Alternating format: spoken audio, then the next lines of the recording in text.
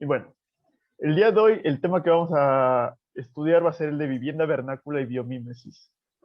Entonces, en la foto que pueden ver aquí ustedes, pues este es el tipo de casas que construye el pueblo de los Musgum en Camerún. Y pues vamos a estudiar algunos casos especiales. Creo que Yajaira levantó la mano, no sé si quieras comentar algo. Sí, es sobre las participaciones. Ve que para el rubro de tareas debemos de participar por lo menos una vez al semestre. ¿Y eso Sí, es al inicio o al final? sí, eso aparece. Ahorita al final les comento acerca de esa parte, ¿ok? Sí, gracias. Ok, de nada. Bueno, entonces, para empezar el tema de hoy, vamos a hablar acerca de este tema que se llama la hipótesis de Gaia, que nos va a permitir enmarcarnos en los ciclos biológicos del planeta y cómo cabemos los humanos dentro de estos ciclos biológicos. Esta hipótesis de Gaia fue propuesta originalmente por James Lovelock y Lynn Margulis en los 70s y pues nos ha seguido desarrollando. Entonces, la idea es que la biosfera o todos los seres vivos trabajan en conjunto para autorregular el planeta Tierra. Y al autorregular el planeta Tierra, crea el ambiente propicio para que se mantenga la vida, para que se perpetúe la vida. Entonces, la propia vida crea las condiciones para que siga habiendo vida. Entonces, esto tiene que ver con un término importante que van a ver en algunos temas de ingeniería, que es la histéresis. Se utiliza principalmente en la parte de estructuras y en la parte de magnetismo. Entonces, la histéresis es la tendencia de algún sistema a conservar sus propiedades en ausencia del estímulo original. Entonces, lo podemos ver en el caso de la vida en la Tierra, que hubo algún evento inicial que originó la vida, que todavía no sabemos con precisión cuál es, pero pues ha cambiado las condiciones en la Tierra y aún así se sigue perpetuando la vida. Entonces, todos los seres vivos, cada uno trabaja individualmente por su propia supervivencia y por por reproducirse, pero pues en conjunto todas estas actividades que podrían parecer por separado o que podrían ser opuestas, acaban trabajando para mantener la vida en la Tierra. Entonces, pues cada ser vivo tiene su propio nicho ecológico y el nicho ecológico pues son las condiciones específicas en las que puede sobrevivir este ser vivo. De acuerdo a la parte abiótica, que puede ser el clima o la geología, y biótica, que son los otros seres vivos que tiene. Entonces, hay algunas críticas importantes a esta hipótesis de Gaia. Hay gente que dice que es una hipótesis teológica, y entonces este término de teológico se refiere a que es la justificación a partir del fin. Entonces, como yo quiero llegar a una conclusión, pues me invento una justificación que se ajusta a mi conclusión. Entonces, hay quienes dicen que tiene esta justificación, y bueno, si ustedes buscan todas estas nuevas ideas del New Age, de la gente que dice que hay que vibrar alto, etcétera, pues ellos adoptan esta hipótesis de Gaia y la toman como si Gaia, que bueno, el nombre de Gaia es la diosa de la Tierra, les toman como si Gaia fuera todos los seres vivos en la Tierra, fuéramos un solo ser vivo, ¿no? Y respirar y pensar como un solo ser vivo, que no se refiere originalmente a esa idea de la hipótesis de Gaia. Entonces, para demostrar la hipótesis de Gaia, James Lovelock hizo un experimento que le llamó el mundo de margaritas, que se ha repetido en múltiples ocasiones de forma más compleja y bueno, han reforzado esta conclusión. Entonces, la idea del mundo de margaritas es que tenemos un mundo como la Tierra, pero donde solamente existen dos tipos de seres vivos. Uno son las margaritas blancas y otros son las margaritas negras. Entonces, y ya lo vamos a ver más adelante cuando veamos transferencia de calor, las margaritas blancas por su color reflejan la radiación, entonces son más frías, y las margaritas negras absorben la radiación del sol, entonces son más calientes. Entonces, en nuestro experimento vamos a tener nuestro planeta de margaritas y vamos a tener un sol. Y este sol va a tener una intensidad variable.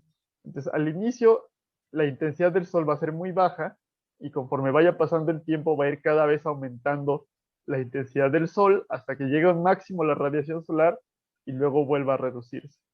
Entonces, cuando la intensidad es muy baja en el inicio, la temperatura de nuestro planeta es tan baja que no puede haber vida en el planeta. Y conforme va aumentando, entonces llega a la temperatura del planeta en el que pueden empezar a surgir las margaritas negras. Y las margaritas negras van a absorber más calor de los rayos solares porque son negras, entonces van a aumentar la temperatura. Entonces, si no hubiera vida, tendríamos una temperatura baja, pero como hay margaritas negras, aumenta la temperatura y se empiezan a dar condiciones estables para la vida. Conforme va aumentando la temperatura del Sol, entonces empiezan a surgir margaritas blancas. Y la idea de las margaritas blancas es que van a hacer un balance de la temperatura del planeta. Entre más calor cada vez haya uh, en nuestro Sol, creo que alguien tiene abierto su micrófono. Perdón, profe. Sí, no hay problema.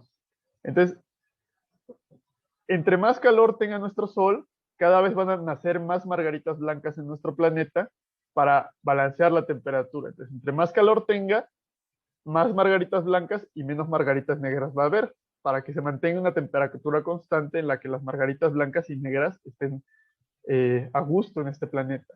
Y va a llegar un momento en el que va a ser muy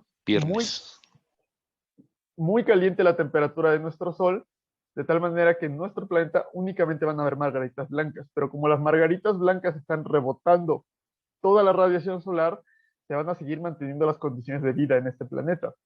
Por eso decimos que tiene histéresis, porque las propias margaritas negras y blancas se están trabajando en conjunto sin saberlo, pero están manteniendo las condiciones para la vida. Llega un momento en el que la temperatura del Sol es tan alta que se mueren todas las margaritas y deja de haber vida en el planeta. En este momento es cuando empieza a bajar la temperatura del Sol, pero llegamos a temperaturas en las que anteriormente había vida con puras margaritas blancas, pero sin haber vida, es demasiado alta la temperatura y no puede haber vida, hasta que baja cada vez más la temperatura y vuelven a empezar a surgir margaritas blancas. De lo que nos está diciendo este experimento es que a temperaturas muy altas del Sol, si había desde antes margaritas, se puede mantener la vida, pero si no había vida, no puede surgir la vida. Entonces tenemos este sistema de la hipótesis de Gaia que nos está diciendo que la vida genera las propias condiciones para mantenerse. Y lo vamos ahorita a conectar más adelante con otros temas. Vamos a saltar ahorita a otro punto, que es la biomímesis. No sé si hayan escuchado el concepto de biomímesis, pero la idea que empezó a surgir de la biomímesis a mediados del siglo pasado, pues es observar la naturaleza, observar cómo se resuelven ciertos problemas en la naturaleza por medio de la selección natural y de evolución, y adaptarlo para poder resolver los problemas complejos de ingeniería que tenemos nosotros. Entonces, normalmente, o surgió el término originalmente en la parte tecnológica moderna, pero aunque no existiera el término en la antigüedad, desde los albores de la humanidad siempre hemos observado a la naturaleza, hemos estudiado a la naturaleza y hemos aprendido de ella y nos hemos adaptado de acuerdo a lo que hemos visto en la naturaleza. Esto sucede porque el nicho ecológico del hombre es todo el planeta. Nos hemos llegado a adaptar en prácticamente todas las regiones geográficas del planeta sin importar el clima, cuando muchos animales pues solamente pueden sobrevivir en un clima particular. Y pues el problema es que físicamente o fisiológicamente los seres humanos tenemos poca adaptabilidad. Aquí podemos ver varios ejemplos que hay ciertas especies de zorro que tienen un pelaje en verano y cuando empieza a hacer frío cambian a un pelaje más grueso para adaptarse al invierno. Muchas especies de pájaro tienen plumas móviles, pueden mover ligeramente las plumas y atrapar aire dentro de su plumaje para estar mejor aislados cuando llega el frío. Nosotros no podemos modificar nuestro cuerpo para adaptarnos ante estas condiciones climáticas. Con lo que contamos es con nuestro ingenio y desde que ha surgido la humanidad hemos aplicado este ingenio para podernos adaptar.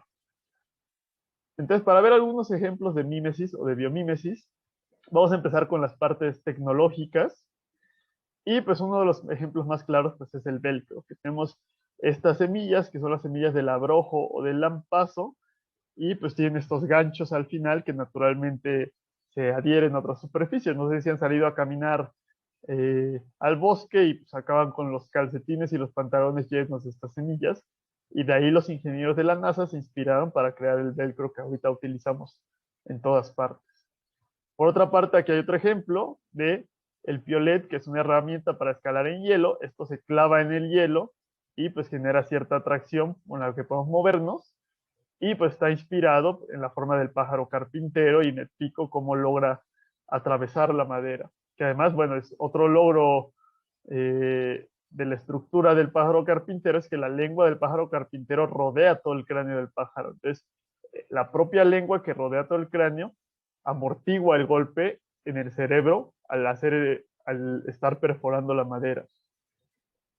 Por otra parte, otro ejemplo, tenemos aquí las ballenas y cómo tienen sus aletas y cómo son las aspas de las turbinas eólicas. Entonces, hemos reproducido esta forma que tienen las aspas en nuestras turbinas para mejorar las condiciones aerodinámicas.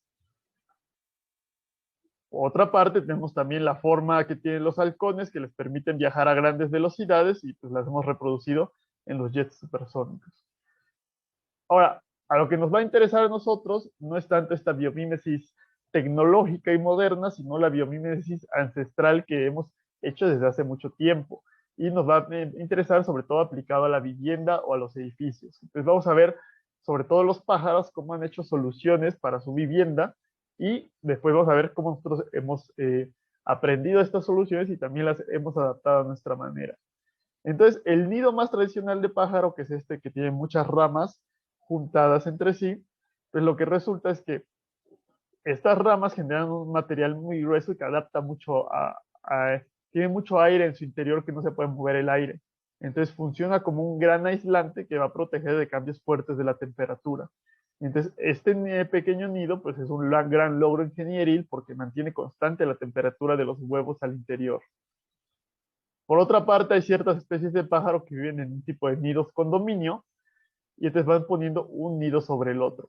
Y la idea que tienen estos nidos es que el área superficial que tendría un solo nido es mucho mayor que el área superficial que tiene cada nido cuando están apilados entre sí. Entonces, si la radiación solar es muy fuerte y tienen menos área superficial, entonces se calienta menos el nido. O si el aire es muy frío y hay mucho viento y hay menos área superficial, entonces pierdo menos calor. Entonces, al hacer este tipo de vivienda compacta, los pájaros logran mantener las condiciones estables de temperatura de manera natural. Por otra parte, en las zonas donde hay mucho viento, pues los pájaros han hecho este tipo de adaptación de nidos en péndulo. Entonces, en vez de tener que resistir el esfuerzo totalmente el nido se mueve y eso disipa los esfuerzos o reduce los esfuerzos y hace que puedan resistir vientos mucho mayores. Entonces, tiene una forma aerodinámica natural este tipo de nidos. Ahora, en zonas ya toda mucho más caliente, ya no construyen nidos en los árboles, los pájaros, sino que construyen madrigueras como muchos otros animales.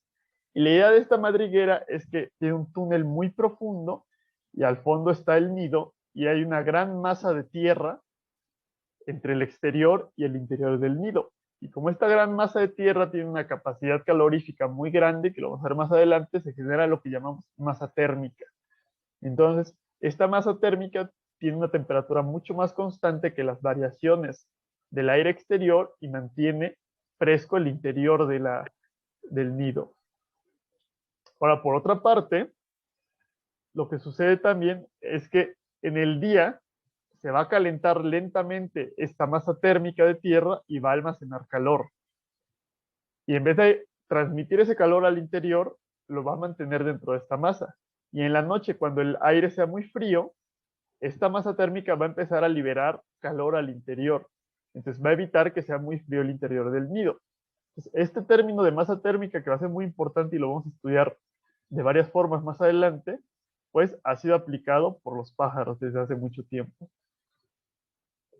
Por otra parte, los insectos también han tenido una gran variedad de adaptaciones bioclimáticas de acuerdo a la región en la que viven. Entonces, el ejemplo que vamos a ver que es muy importante es el de las termitas magnéticas. Y se llaman termitas magnéticas porque resulta que alinean sus termitarios perfectamente de norte a sur. Entonces, tienen de acuerdo a su biología cierta cuestión que les permite sentir el campo magnético de la Tierra. Y pues tiene varias importancias este termitario. Uno es el logro estructural, que si ustedes ven la relación de ancho de la base al alto del nido, es muy grande esta relación. Y todavía no tenemos ninguna estructura humana que pueda lograr esta relación o hacer un edificio tan esbelto, mientras las termitas lo han logrado desde hace mucho tiempo. Y por otra parte, como es de tierra compactada, vamos a tener el mismo efecto de gran masa térmica. Entonces, la idea es poder captar los rayos del sol en la mañana, que viene del este, que se caliente de manera uniforme y que almacene el calor toda la masa térmica y lo vaya liberando lentamente y de manera uniforme a lo largo del día, pero también es poder evitar los fuertes rayos del sol que inciden a mediodía, que es cuando es más fuerte el sol. Entonces nos calentamos uniformemente en la mañana, pero a mediodía no recibimos esta radiación tan fuerte. Y más adelante, pues vamos a estudiar nosotros en las viviendas cómo adaptar justamente la orientación de nuestra vivienda de acuerdo a las características particulares del Sol en la latitud y longitud en la que estemos. Pero es algo que ha sido logrado desde hace mucho tiempo por las termitas magnéticas. Y bueno, aquí vemos de manera perpendicular cómo es el termitario de esta especie en particular.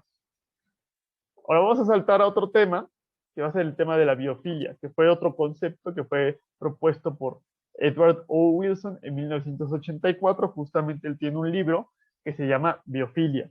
Entonces él dice que los seres humanos tenemos una tendencia natural hacia la naturaleza y a todo lo que está vivo. Y pues esto lo podemos ver, por ejemplo, con los bebés de los mamíferos. Por lo general pensamos que todos los bebés de todas las especies de mamíferos son muy atractivos. Tenemos una atracción natural a los bebés, ya sea de gatos o de perros o de elefantes, etcétera. Todos los bebés nos parecen atractivos. Y por otra parte, nos atraen mucho los ecosistemas vitales.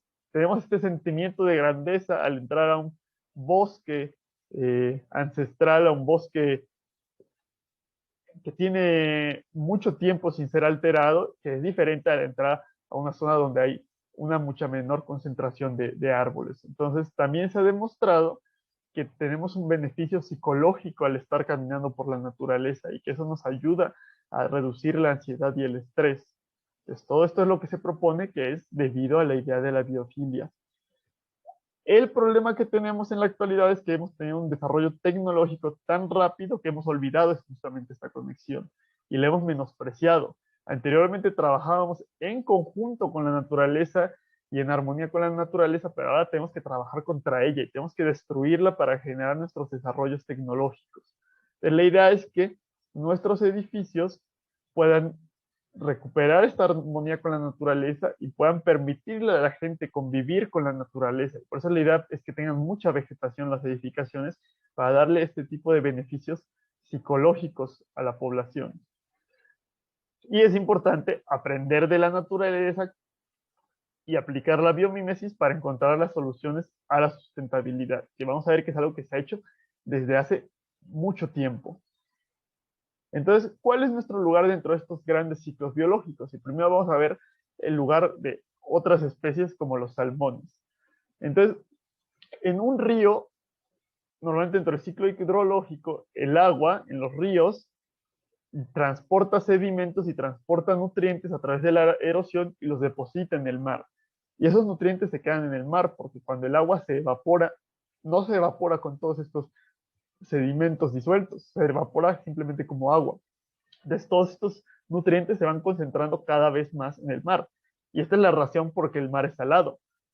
Ya dijimos que al evaporarse el agua aumenta la salinidad y los ríos constantemente me están trayendo sales que erosionaron de todo el continente.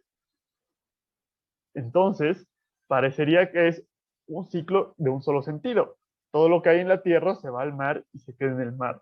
Pero entonces existen ciertas especies que rompen con este ciclo geológico. Y una de ellas es el salmón. Entonces, si ustedes recuerdan, los salmones nacen en los ríos y en su juventud bajan el río, bajan todo río abajo y llegan al mar. Y crecen y se alimentan en el mar. Entonces, se ha demostrado que los salmones en el Océano Pacífico recorren a lo largo de su vida, hacen varios círculos alrededor de todo el Océano Pacífico, de norte a sur y de este a oeste, dan varias vueltas y cuando finalmente llegan a cierta madurez, vuelven a exactamente el mismo río en el que nacieron. No se equivocan de río los salmones. Vuelven a ir río arriba y ya estando río arriba, se reproducen y mueren.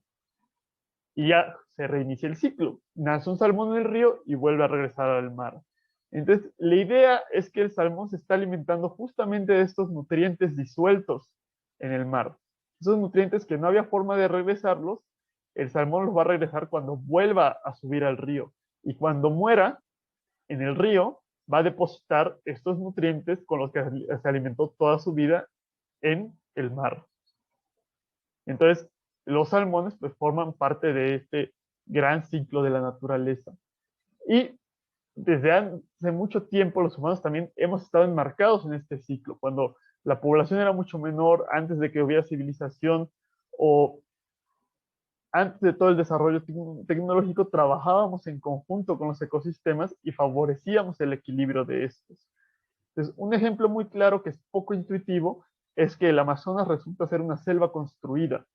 Se ha demostrado que durante mucho tiempo las poblaciones indígenas del Amazonas fueron administrando y modificando el Amazonas a su favor para poder trabajar en conjunto. Entonces, plantaban especies de árboles que les iban a dar beneficios como maderas o alimentos y pues lograban controlar pestes y lograban evitar los incendios. Entonces, no es una selva virgen como solemos pensar, sino que ha sido manejada durante mucho tiempo.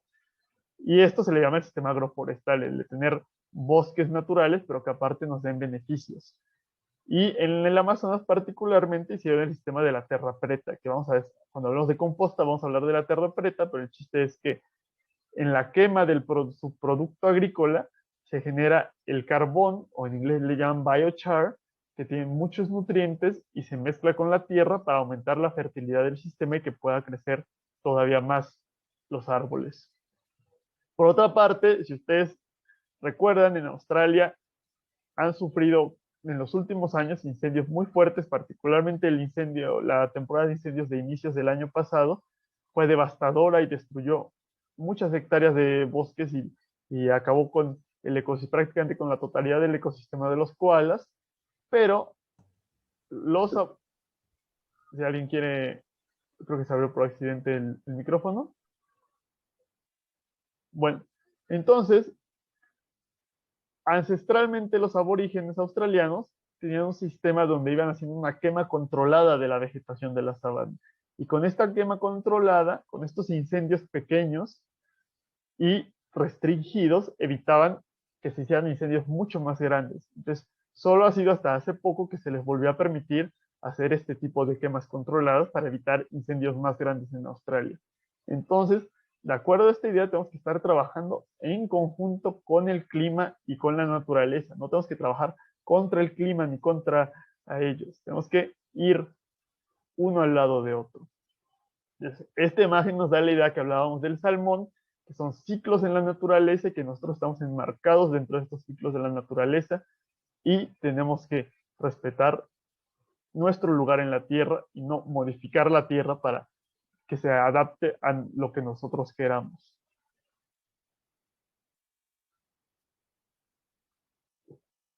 Ahora, particularmente, ¿qué es lo que nos interesa a nosotros? El refugio humano o la vivienda o los lugares donde vivimos son muy diferentes en diferentes partes del mundo.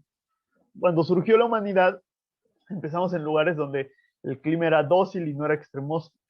Entonces, los requisitos de ropa y de vivienda pues no eran muy extremos, pero eventualmente creció la población y como somos naturalmente curiosos, fuimos migrando a otras regiones hasta, como ya dijimos, ocupar prácticamente la totalidad de la Tierra.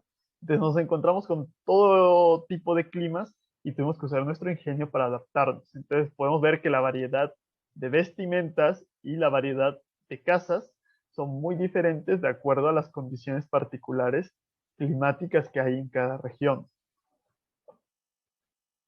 Y esto ha sido logrado a través del conocimiento indígena ancestral. Todas estas migraciones pues, fue por grupos indígenas, hicieron un sistema de conocimiento hecho a prueba y error y transmitido oralmente a lo largo de miles de años. Y que este sistema de conocimiento es indivisible con las otras tradiciones culturales o con la religión. Y es un conocimiento muy diverso. Tiene partes de subsistencia, medicina, arte y también, muy importante, el manejo ecológico. Entonces, estos grupos indígenas no tenían tecnología y tenían que mantener esta convivencia con la naturaleza a lo largo de los años. Ya han existido miles de años. Entonces, han logrado vivir o convivir con la naturaleza. Entonces, la idea del conocimiento indígena es que no tiene propiedad de alguien, sino que es de la comunidad y el trabajo se hace para toda la comunidad y para preservarlo para generaciones futuras.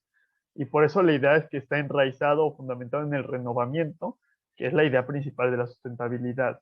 Y también depende mucho de las culturas, de los usos, del lenguaje, y está adaptado a un tiempo y a un lugar específico donde vive la comunidad. Y todo esto depende de la cosmogonía de la comunidad. Entonces, la cosmogonía de una comunidad es la idea de cómo funciona el mundo, cuál es el lugar del hombre en este mundo y cuál es justamente este sistema ético y de valores.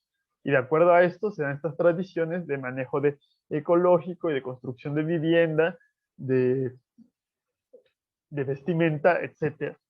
Entonces, como está hecho para un lugar específico y ha sido probado a lo largo de mucho tiempo, pues tiene las soluciones específicas para esos lugares, para el clima local.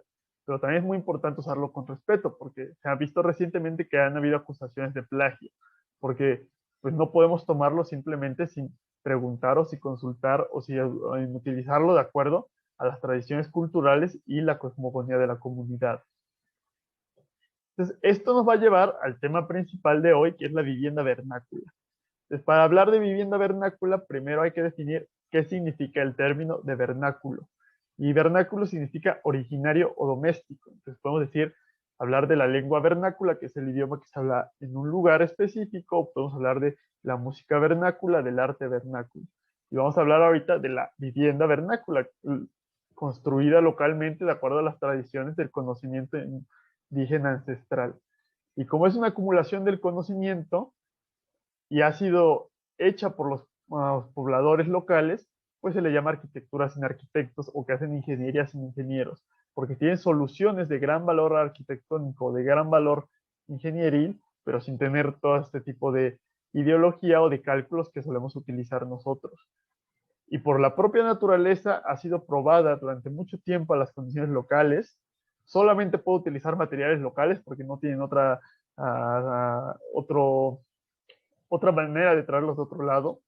Y pues, naturalmente, como no hay tecnología, pues la iluminación y la climatización son naturales. También el problema que tiene es que ha sido paulatinamente olvidado, porque en la actualidad, como ya hablamos en la clase de los asentamientos urbanos, pues asociamos tanto el concreto y el vidrio y el acero con la calidad y decimos que algo hecho de adobe pues es retrógrada y es parte de lo que ustedes van a leer en las lecturas de la tarea de esta clase. Pero hay que hacer notar que la vivienda vernácula, por su propia naturaleza y por las necesidades que había en ese momento, pues es sustentable por sí misma. Entonces, si queremos hacer algo sustentable, pues tenemos que aprender de la vivienda vernácula. Y hay varias características que nos pueden hacer, de las cuales va a depender la vivienda vernácula, que pueden ser ya sea el clima o las condiciones culturales. A nosotros nos va a interesar ahorita ver más las soluciones culturales, más bien, al contrario, perdón, nos va a interesar más las soluciones del clima más que las soluciones, que las condiciones culturales. Pero, y vamos a ver que entre más extremo sea el clima, pues más impera este clima en el diseño. Y en lugares donde el clima es más dócil, pues pueden haber condiciones culturales particulares que ya no tienen tanto que ver con este diseño bioclimático que vamos a estar estudiando nosotros. Ahora, es importante el clima en las características arquitectónicas o de vivienda de un grupo étnico, que grupos que eran culturalmente similares originalmente, pues tuvieron, de acuerdo a la diversidad geográfica en la que se asentaron, tuvieron una gran divergencia en las soluciones que aplicaron para la vivienda. Entonces, pues podemos ver que todos los grupos que migraron a América desde el estrecho de Bering, pues de acuerdo a las partes desérticas o de tundra o de bosques en las que asentaron, pues generaron sistemas de vivienda y de vestimenta diferentes. Y vamos a estudiar algunas de estas soluciones. Bueno, ya se nos van a acabar los primeros 40 minutos, entonces nos volvemos a reconectar. Ahorita que lo voy a desconectar y nos volvemos a reconectar.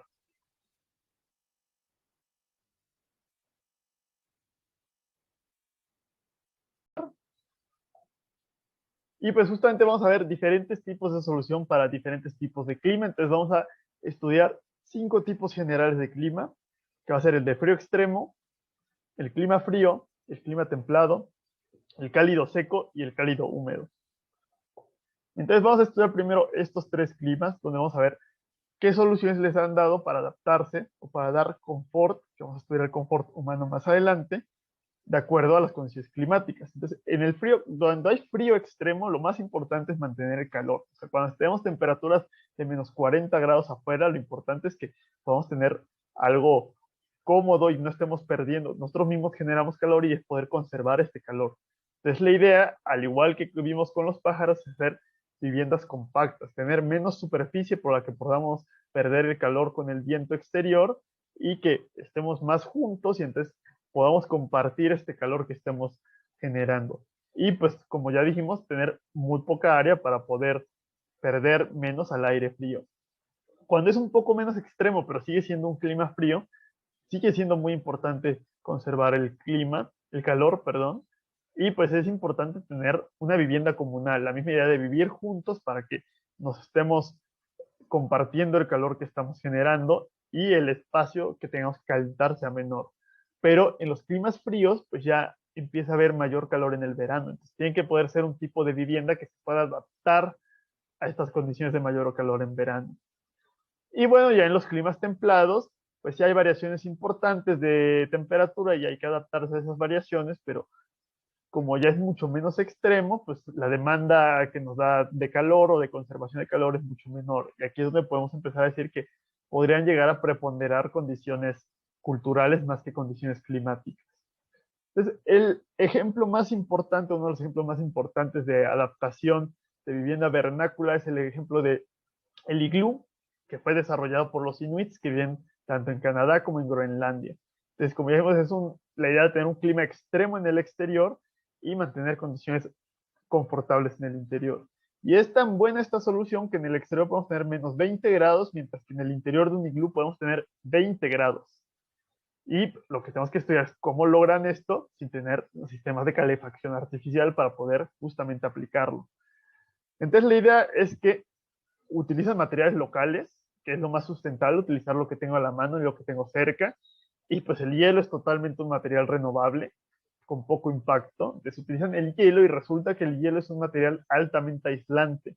Entonces podemos ver aquí el perfil de temperatura que lo vamos a estudiar en la siguiente clase, pero es simplemente conforme vamos avanzando en la pared, cómo va variando la temperatura. Obviamente el hielo solamente puede estar a 0 grados máximo, porque si está más de 0 grados se derrite y ya es agua. Entonces, la, la superficie del hielo, ¿alguien quiere comentar algo? ¿O se les abrió el micrófono? Yo creo que fue por accidente. Entonces, la superficie del hielo tiene que estar a 0 grados, pero yo quiero que mi interior esté a 20 grados. Entonces, pues la idea es poner una capa adicional. Tenemos otra capa de aire que funciona como aislante adicional. Y pues unas pieles que funcionan como frontera y mantienen esta capa de aire donde está variando importantemente la temperatura para que no se mezcle con esta capa de aire más importante. Aparte, en esta superficie donde estamos a 0 grados, se derrite el hielo y sella todas las juntas que pudiera haber entre los bloques de hielo y eso hace que no pueda entrar el viento, entonces que esté totalmente sellado. Entonces, pues justamente logra mantener una enorme variación de temperatura entre el exterior y el interior y mantener cómoda a un par de personas dentro del iglú. Y el calor que se genera dentro, por el calor de las personas y por el de alguna lámpara de aceite o de grasa, pues mantienen estas condiciones confortables. Además, el iglú está hecho justamente como decíamos, para ser resiliente porque tiene una forma aerodinámica y esta forma aerodinámica lo protege de los fuertes vientos que hay en el exterior. Entonces, naturalmente, y lo podemos ver aquí, pues una forma de iglú tiene una mucho menor presión al aire por la forma que tiene en el frente, pero también por la forma alargada que tiene al final que evita estas turbulencias. Y pues además tiene un adecuado uso de espacios porque aquí hay vivienda, pero aquí se pueden almacenar cosas como los trineos y también pueden dormir los perros para los trineos. Entonces acaba siendo una vivienda muy agradable pese a las condiciones extremas que tenemos en el exterior. Por otra parte, este es el tipo de vivienda que tenían los vikingos, particularmente en Islandia y en las Islas Faroe, y pues son casas con techos de pasto. Y aparte son casas que están enterradas parcialmente en la tierra. Y este enterramiento parcial es la misma idea que vimos con las madrigueras de los pájaros. La idea es aprovechar la masa térmica del suelo, porque el suelo es muy aislante, y también tener menos área expuesta al exterior donde yo lo pueda perder. Y pues justamente que es un techo verde o una azotea verde, no es una invención nueva la azotea verde, esta gente ya lo estaba aplicando desde antes, pues este grosor de tierra pues es muy aislante y el pasto pues nos mantiene firme este grosor de tierra y también pues incluso cuando llega a hacer calor pues por evapotranspiración pues refresca un poco. Y en cuanto a la organización de la vivienda, suele ser de 2 pisos y en el piso de abajo está la cocina y en el piso de arriba están los dormitorios. Entonces, la idea es que el calor generado en la cocina se transmite a los dormitorios y pueden dormir confortablemente en la noche. Entonces, este tipo de adaptación que tenían los vikingos, pues también es muy buena para un clima muy frío. Ahora, para un tipo de clima también que es frío, pero que no es extremoso, pues vamos a ver el del pueblo Kwakiutl en Columbia Británica. Entonces, este pueblo, pues son famosos porque son los que hacen los tótems y también la imagen que les puse de los salmones anteriormente, pues es un tipo de arte que hace esta gente. Y bueno, la idea, son varias adaptaciones las que tienen, es que cada casa comparte el muro entre sí, y entonces tenemos menos área expuesta a perder calor, pero también estas casas son casas de doble capa. Entonces hay una casa interior de madera y hay otra casa exterior de madera, y hay un espacio o un pasillo entre las dos capas. Este pasillo pues es útil para poderse transportar, pero también funciona como aislamiento, porque vamos a ver que el aire es uno de los mejores aislantes. Pero también resulta que en verano, cuando ya no necesito este aislamiento y me afecta negativamente, puedo quitar o desarmar la capa exterior y quedarme únicamente con la capa interior y hacer que la vivienda sea más fresca. Además, como la inclinación de los techos es poca, cuando cae la nieve no cae a los lados de los techos, sino que se queda en la parte superior del techo y funciona como un aislante importante que nos protege todavía más del frío. Obviamente, había que tener ciertas consideraciones estructurales porque la nieve puede ser un peso importante, una carga importante para las estructuras. Y bueno, además es vivienda común, aquí dentro de cada vivienda son varias familias las que la comparten y justamente comparten este calor, como habíamos comentado, y es el material local. Si los inuits tenían cerca hielo y utilizaban hielo para hacer sus viviendas y no se les ocurría usar madera porque no hay bosques en la tundra, pues a los Kwakiutl se les ocurrió usar la madera porque habían bosques de sobra. Entonces usaban los materiales locales y no los traían de otros lados. Por otra parte, ya cuando tenemos un clima más templado, tenemos este tipo de soluciones como los famosos tipis de los Sioux. Entonces, el tipi, la idea es que es un espacio pequeño. Entonces, si hace frío, como es poco volumen de aire, lo puedo calentar fácilmente. Y también es móvil, son pueblos nómadas. Entonces, en invierno puedo poner los tipis cerca de sí para protegernos del viento y para compartir calor. Y cuando es verano, puedo separarlos considerablemente para que pueda fluir el viento y pueda refrescarnos. Entonces, aquí ya no tenemos tanto la idea de la vivienda comunal porque tan, ya no es tanta, como decíamos, la demanda térmica que nos está dando el clima. Por otra parte, vamos a tener las yurtas en Mongolia, que también es un pueblo nómada, y pues la idea es que pueden tener esta capa exterior normalmente y también pueden tener una capa interior. Entonces, tienen 2 capas, se genera un aislante de aire en medio y este aislante pues protege de los fríos extremos que hay en esta región.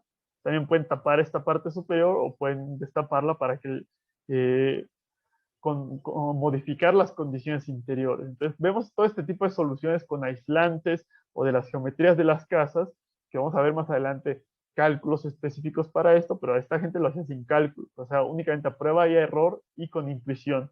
Lograron encontrar soluciones adecuadas. Entonces la yurta particularmente, como son las grandes llanuras de Mongolia, la estepa, pues tiene un diseño fuertemente aerodinámico, porque pueden ser vientos tan fuertes que tiene que ser capaz de resistirlos. Y además, pues es toda una hazaña estructural. Aquí podemos ver el interior de una yurta, y como es un pueblo nómada, tiene que ser una estructura que se pueda armar y desarmar aproximadamente en 4 horas, que pueda ser cargada por un solo caballo, pero pues que además pueda resistir esta cuestión del viento. Si se dan cuenta, las paredes, pues la resistencia estructural que puedan tener es prácticamente nula. Entonces, el principal valor estructural que tiene son estos dos postes intermedios, y pues aquí casi no se alcanza a ver, pero la tela que tenemos al exterior está tensada. Entonces, es la combinación de la compresión de estos postes y de la tensión de la tela que nos da la integridad estructural de nuestra yurta. Y esa combinación de compresión y de tensión se llama tensegridad y nos permite hacer un tipo de estructuras muy interesantes. Saltando ahora a otro tipo de climas, que va a ser la idea del clima cálido seco y el clima cálido húmedo.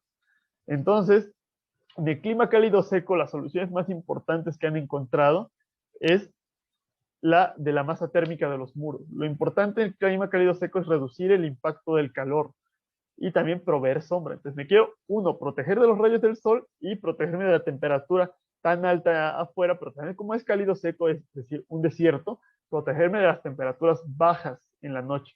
Entonces con un muro muy grueso y con una alta masa térmica, hago que el muro absorba el calor y no lo pase al interior durante el día y como dijimos, en la noche vaya liberando el calor lentamente para que no haga tanto frío como hace afuera.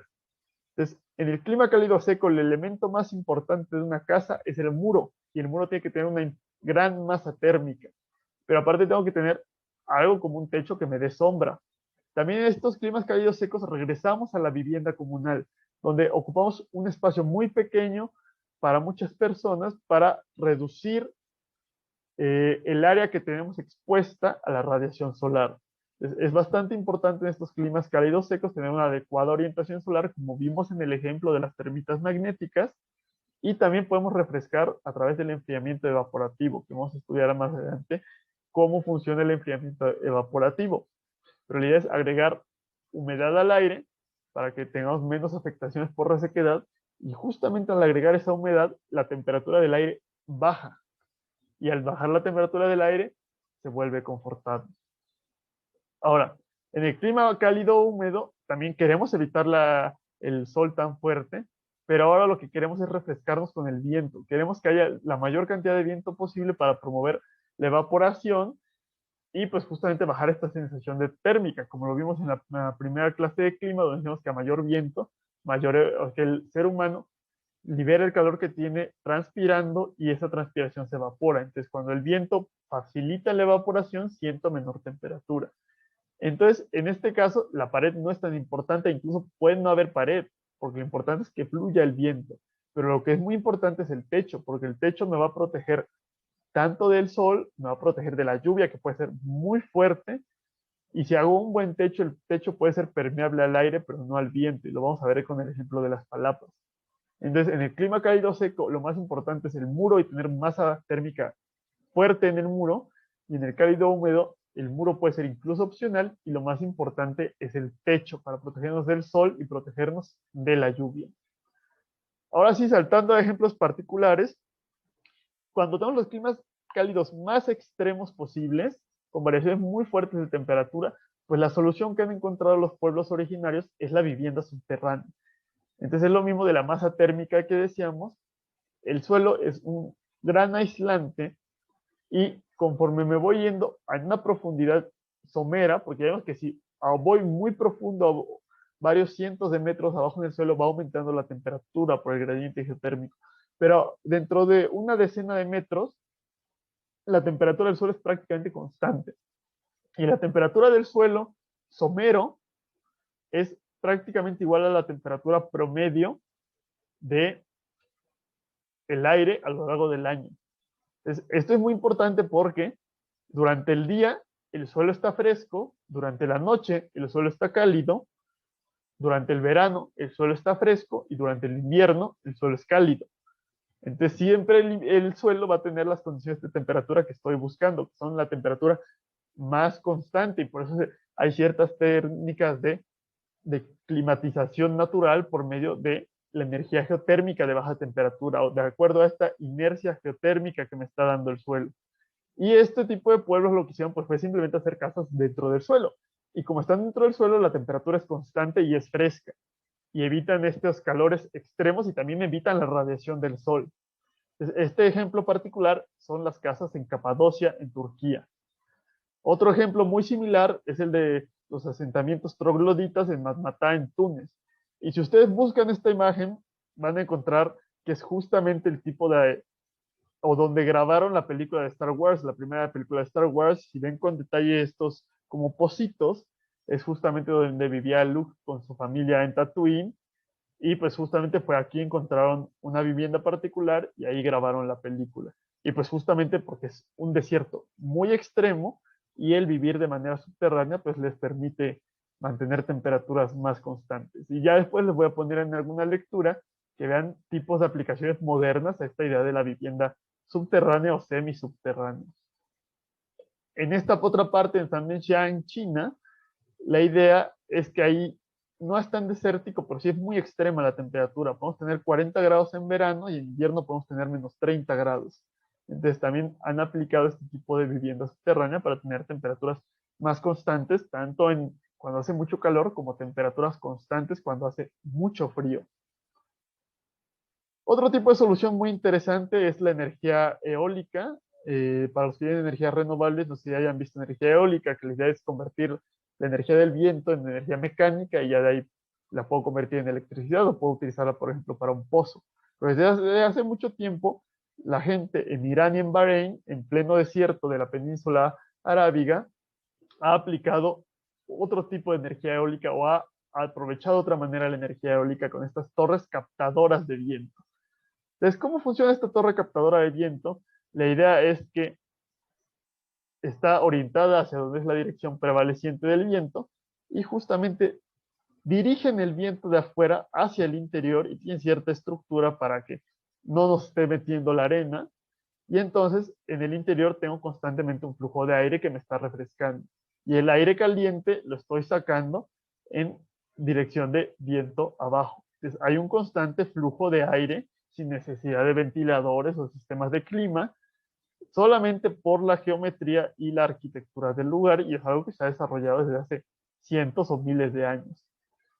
Todavía se puede mejorar este sistema con el enfriamiento evaporativo. Entonces ya dijimos, entra el viento, entra la estructura y lo hago pasar por una fuente, o en este caso por una olla porosa con agua. Entonces se humedece el viento, es más cómodo y aparte, como ya dijimos, es el enfriamiento evaporativo. Entonces baja la temperatura del aire y podemos tener 40 y tantos grados afuera con una insolación extrema y adentro estar a una temperatura confortable de 20 grados sin sol. Y pues ese tipo de soluciones especiales que se han logrado en estas zonas con climas desérticos extremos. Entonces ya en la lectura de la próxima clase también van a ver otro tipo de aplicaciones de soluciones para refrescarse que se han hecho en estos climas desérticos. Después esto es algo que se podría ser de interesante aplicación porque en partes del norte de México, como Coahuila, tenemos vientos muy fuertes y tenemos calor muy extremo. Entonces, la idea es aprender de todas estas soluciones y después poderlas aplicar a otros lados. Ahora en Nuevo México, en Estados Unidos, que la idea es que es una meseta, un altiplano, pero también es desértico. Entonces son temperaturas muy extremas y pueden tener mucho calor o mucho frío. Entonces lo que están aprovechando en Taos, el pueblo de Taos, es la masa térmica. Podemos ver que está hecho con adobe y son muros muy gruesos. Y también es la vivienda comunal. Todos vivimos agrupados para disminuir la cantidad de radiación que estamos recibiendo en las superficies. Y además, la idea es que el muro tenga una inercia térmica importante para que en la noche me libere el calor, pero que la losa sea muy delgada, que la losa no me guarde calor para que no sienta yo demasiado calor. Entonces, la idea es que la masa térmica normalmente la estamos buscando en el muro. También se puede hacer en el techo, pero en este tipo de solución particular la están viendo en los muros. Y bueno, también la idea es que tiene una orientación importante. Aquí como el invierno es muy frío, está orientado de este a oeste, para que en verano las partes frescas sean los extremos este y oeste, y en invierno lo que mayor radiación reciba, donde puede ser en Nuevo México, puede incluso nevar, también en otras partes del norte de México, para que en invierno reciban bastante radiación solar y no puedan pasar tanto frío. Entonces está muy bien adaptado tanto como al calor extremo como al frío extremo. Y bueno, aquí hay un pequeño esquema, está muy pixeleado, pero tiene el sistema constructivo con los muros de adobe, los techos, las vigas están hechas de madera y también recubiertas de adobe. Y pues también es una hazaña estructural interesante porque es muy compacto porque no tiene escaleras, las escaleras están en el exterior totalmente y puede llegar a tener hasta 5 pisos, todo hecho con adobe, que normalmente tenemos la idea que el adobe pues no soporta una estructura de más de un piso, pero como es muy ligero, pues podemos construir bastante también con este tipo de situación. Y aquí hay la orientación que tiene el pueblo. Otro ejemplo muy importante que habrán visto en alguna parte es Petra en Jordania, que es la ciudad de la cultura nabatea. Entonces la idea fue lo mismo de excavar en la piedra, aquí fue mucho más complicado porque ya era una piedra mucho más dura y el detalle arquitectónico que logran es impresionante, pero pues la idea es justamente aprovechar la masa térmica de la roca y tener una temperatura constante en un lugar donde es demasiado extrema la temperatura. Además, como tenemos un cañón, el cañón nos da sombra y con la misma idea del cañón urbano que hablamos, genera fuertes corrientes de viento que me van a estar refrescando. Se adaptaron a las condiciones orográficas locales para mantener justamente pues unas condiciones térmicas confortables para los habitantes. Otro ejemplo que vamos a tener aquí que se parece a la foto que estaba justo al inicio de la presentación son justamente los domos desérticos o los domos de abeja en Siria. Entonces la idea, si ustedes ven, esta es una puerta, entonces la altitud total del domo pues son varios metros, podrán ser fácilmente 5 metros por decir algo, ¿no? O 6 metros. Entonces, se dan dos efectos muy importantes en este tipo de domos desérticos. Primero, la estratificación térmica, que como ya comentamos con anterioridad, el aire caliente es menos denso y el aire frío es más denso. Entonces, si no hay flujo de aire, naturalmente se va a hacer una columna estratificada donde tenemos abajo temperaturas frías y vayan subiendo y hasta arriba tenemos temperaturas mayores. Entonces, como es muy alto esta estructura, pues los humanos nada más vamos a habitar la parte inferior. Entonces, arriba vamos a tener temperaturas altas y abajo vamos a tener temperaturas frías y frescas. Que si han ido a Mérida o han visto cómo son las casas en Mérida, es exactamente la misma idea. Por eso tienen casas de doble altura, para que se genere una estratificación térmica y el calor se quede arriba y abajo justamente tengamos una zona más fresca. Entonces, con pisos o estructuras de mayor altura podemos beneficiarnos de esta estratificación térmica. Y vamos a ver también más adelante en la siguiente clase la idea del enfriamiento radiactivo. La idea es que el cielo está a una temperatura fría muy baja, como de menos 5 grados. Entonces, como esta superficie está a mayor temperatura, está calentada por el sol, la superficie caliente emite radiación a la superficie fría. Entonces, esto está perdiendo calor al cielo. Y como el área de superficie que tiene es muy grande, está liberando, irradiando mucho calor. Entonces, también está refrescando el interior. Y también, como dijimos que la radiación solar es por metro cuadrado, si yo tengo cierta cantidad de rayos solares incidiendo aquí y mi superficie es muy grande, se va a distribuir en una mayor superficie la radiación solar. Entonces, pues justamente la radiación resultante por metro cuadrado va a ser mucho menor. Y también como la radiación solar depende del ángulo de incidencia, como tenemos superficies casi verticales, pues los ángulos que van a incidir, los rayos que van a incidir en esta superficie casi vertical, pues van a ser mucho menores. Entonces se benefician, como ya dijimos, de la estratificación térmica y de la gran superficie de este domo o de esta bóveda para poder irradiar al exterior mayor calor y recibir menos calor del sol. Y esto hay muchas soluciones, tan solo un domo menos exagerado pues nos puede dar este tipo de beneficio. Y es más fácil de construir muchas veces que una losa horizontal, porque el domo se soporta por sí mismo, como habrán visto en estructuras, pues un arco está sujeto exclusivamente a compresión. Entonces no podemos utilizar materiales como el adobe que no resisten tensiones. Otra idea que son los patios árabes o los patios de las mezquitas, esta foto particular es de la mezquita de Kairawan en Túnez, pero esto fue exportado después a Andalucía y los españoles lo tomaron en los patios y los patios mexicanos que tenemos nosotros provienen de esta idea original de los patios árabes y las arcadas también que tenemos en todas nuestras ciudades y en las casas coloniales es exactamente la misma idea.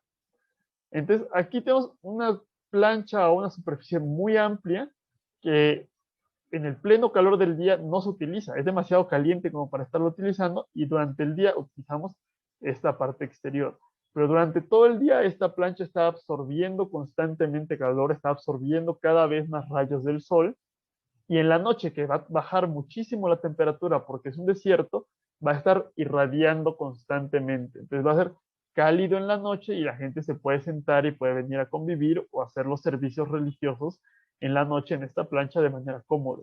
Entonces en los desiertos la gente suele vivir de tarde o de noche y esta idea está aprovechando el calor del día para hacer tardes o noches más cómodas y no tan frías, incluso en invierno. Entonces es una gran solución también adaptada de acuerdo a las condiciones regionales o a las condiciones locales. Otro ejemplo muy interesante es el de las quivas en Mesa Verde. La quiva es el nombre de la vivienda que tenía este pueblo, que está en Colorado, en Estados Unidos. Entonces, está construido la ciudad en una concavidad natural. Y la idea es que en el verano, la concavidad natural nos va a proteger de los rayos del sol. Entonces, en verano vamos a estar casi totalmente en la sombra y en verano los vientos vienen del sur. Y pues justamente los vientos van a estar refrescando constantemente en las temperaturas extremas. Pero en invierno resulta que los vientos vienen del norte. Y como estamos en una concavidad natural protegida, no nos van a afectar ni nos van a quitar calor esos vientos. Y como ya dijimos, recuerden la declinación solar, entonces en verano el sol es más vertical y en invierno tiene un mayor ángulo de inclinación, entonces ya no va a proteger la concavidad natural y van a estar incidiendo los rayos para estarlos calentando cuando haga frío. Entonces, pues es un gran logro. Obviamente aquí adaptar no vamos a tener estas condiciones siempre, pero vamos a ver que con las protecciones solares en las ventanas podemos hacer un efecto parecido. Y aquí lograron adaptarse a unas condiciones extremas que tenían del clima. Y bueno, aquí está ya la foto de cómo es Mesa Verde en Colorado y cómo está protegido en una concavidad natural.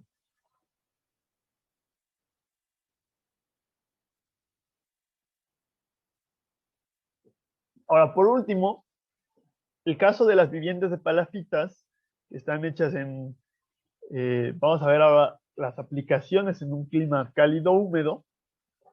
Entonces, las palafitas son justamente estos pilotes elevados que tienen una casa, o se le puede llamar una vivienda con palafitas o una vivienda palafiteada. Entonces, esto sucede mucho en las márgenes de lagos o de ríos, y pues es lo que podría aplicarse, por ejemplo, para dar soluciones en lugares como Tabasco, donde hay inundaciones continuas, y de hecho en los márgenes del,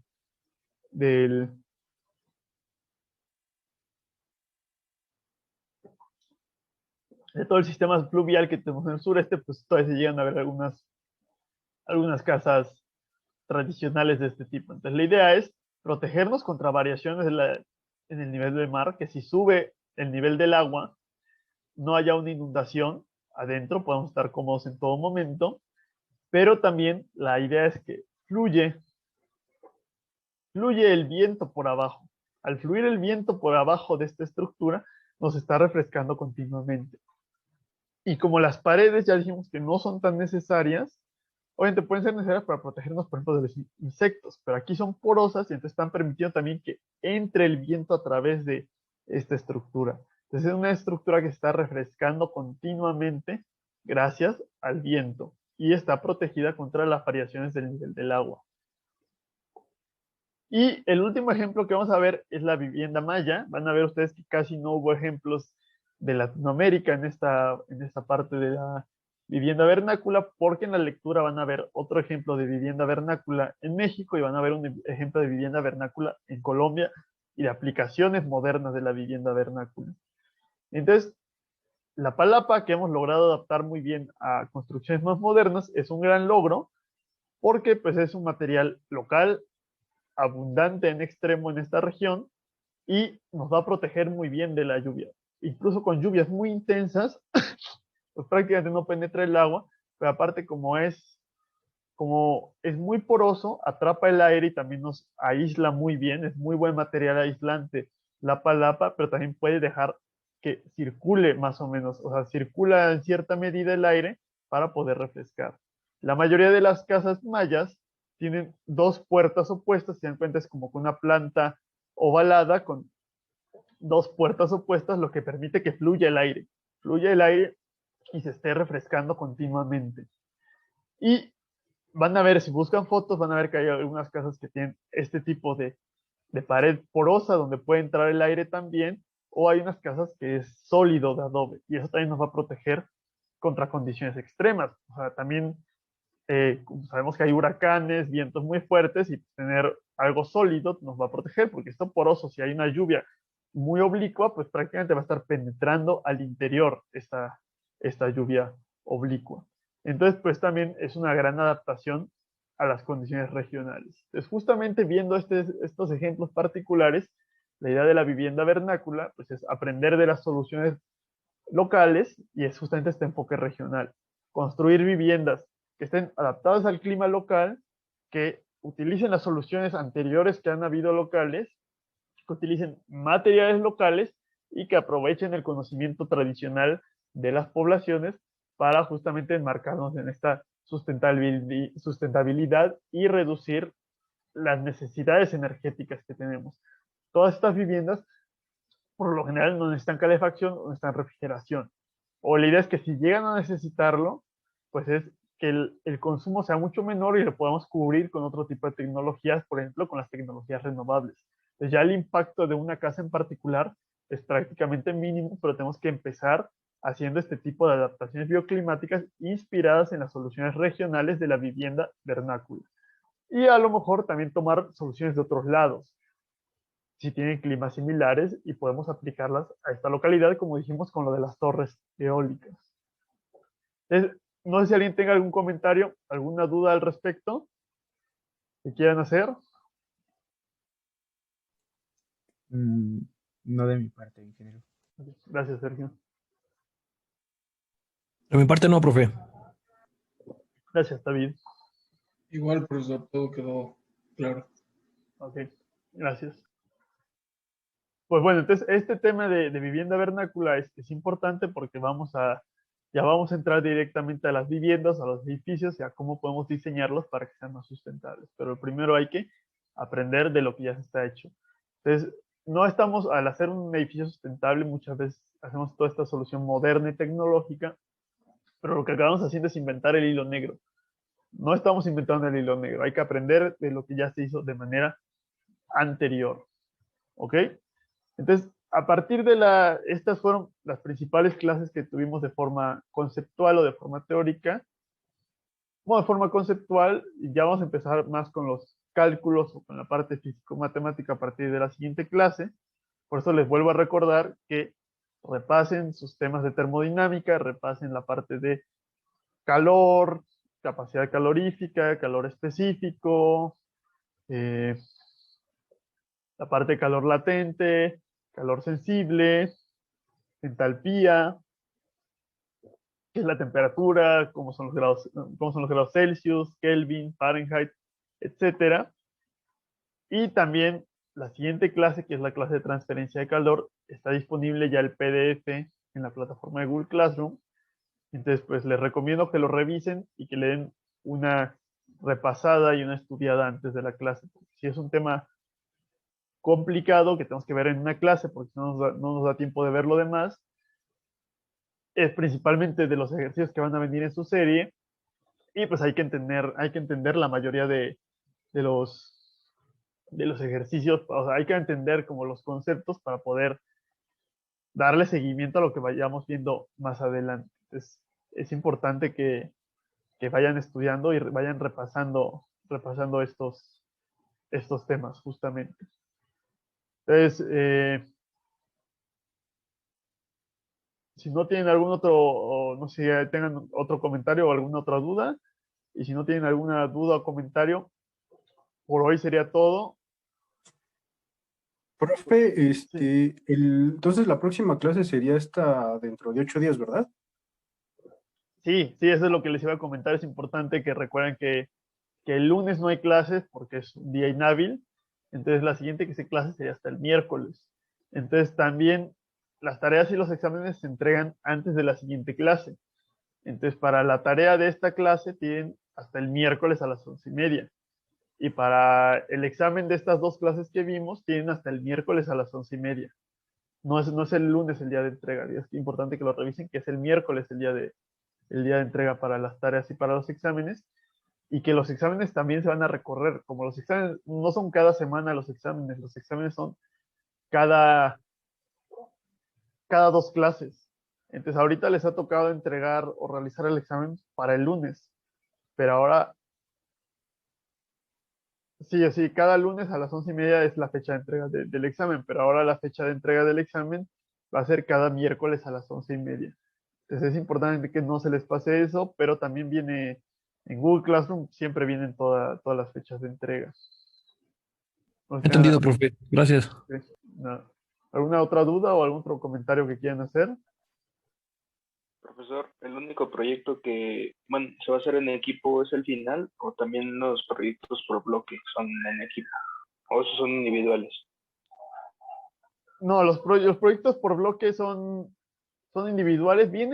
Al inicio viene que son 5, ¿no? Creo que eso lo comentamos en la primera clase. Vamos a reducirlo, van a ser 3 o 4, ya organizando más los temas. Hay uno que va a ser en parejas, que va a ser el de análisis de ciclo de vida, porque sí tienen que investigar más cosas y por eso los voy a dejar en parejas. Pero el resto, que básicamente más que proyectos, son series de ejercicios. No sé si alguien ya está subido el primero, como ya les había comentado. No sé si lo hayan revisado, les recomiendo, si lo bajaron o lo imprimieron, vuélvanlo a bajar porque hice una pequeña corrección en un ejercicio. Pero simplemente son series de ejercicios y esos son individuales. Entonces los proyectos parciales o las series de ejercicios son individuales, a menos que yo les indique, pero prácticamente solo les voy a indicar para la última. Y, Sí, profesor, gracias. sí, de nada. Y bueno, sí, del proyecto en equipo, ese sí va a ser en los equipos de 6 que ya hicieron, que ya la mayoría ya mandó quién va a ser el líder de equipo. Creo que falta un equipo que lo mande. No he revisado realmente cuál equipo es, pero pues por favor, mándenlo para que podamos continuar. Y también es importante, entonces, el que va a ser la vía de comunicación de cada equipo va a ser el líder del equipo, que fue quien dijimos. Entonces necesito que ya envíen qué localidad van a escoger para el proyecto. Entonces empiecen a enviarla por WhatsApp, por favor, la localidad que van a hacer para el proyecto, para que yo ya les pueda decir en qué va a consistir justamente el proyecto final. No sé si tengan alguna otra duda. Si no tienen duda, pues ya nos volvemos a conectar y nos veríamos hasta dentro de 8 días. No sé si quiera comentar algo alguien. No, profesor. Había No, por el momento. Sí, comentar algo sobre las participaciones. Bueno, no sé. Sí, lo de las participaciones. Yo creo que vamos a quitar esa parte de las participaciones. La idea era que participara cada quien comentando las lecturas aquí en la clase, pero no lo vamos a poner por el momento. También la idea es lo que les iba a comentar. Nos va a desconectar, entonces nos desconecta y no he terminado de